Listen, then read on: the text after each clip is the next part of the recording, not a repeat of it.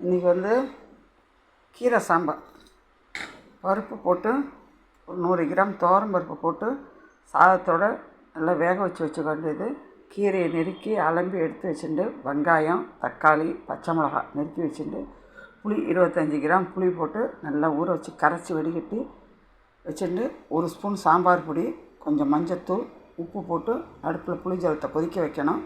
பக்கத்தில் கடாயில் எண்ணெயை வச்சு 2 கடுகு, 2 வெந்தயம், பாதி காஞ்ச மிளகாய் போட்டு தாளித்து கொட்டி இந்த பச்சை மிளகாய், வெங்காயத்தை போட்டு நல்லா சுருளாக வதக்கி அதுக்கப்புறம் தக்காளியும் போட்டு வதக்கிட்டு கீரையை போட்டு வதக்கி இந்த புளி ஜலத்தில் கொட்டி நல்லா கீரை, வெங்காயம், தக்காளி வெந்தப்புறம் இந்த வெந்த துவரம்பருப்பை நல்லா கரண்டியால் கலந்துட்டு அதில் கொட்டினா இது கீரை சாம்பார். இது வந்து இன்றைக்கி கத்திரிக்காய் பொரியல். கத்திரிக்காயை நெருக்கி நல்லா அலம்பி எடுத்து வச்சுட்டு வெங்காயம், தக்காளி நெருக்கி வச்சுக்க வேண்டியது.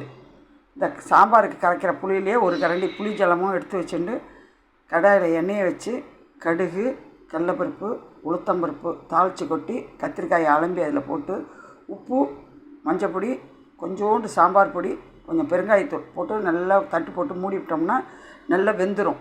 வெந்ததுக்கு அப்புறமா கொத்தமல்லி வர, மிளகாத்தூள், கடலைப்பருப்பு, பெருங்காயம் வறுத்து வச்ச கொஞ்சம் பொடியும் போட்டு இந்த கத்திரிக்காய் கறியை இறக்கினா ரொம்ப நல்லாயிருக்கும். பண்ணி சாப்பிட்டு பாருங்கள். இன்றைக்கி வெங்காயம், தக்காளிலாம் கலந்து கத்திரிக்காய் பொரியல், வெங்காயம், தக்காளி கலந்த கீரை சாம்பார்.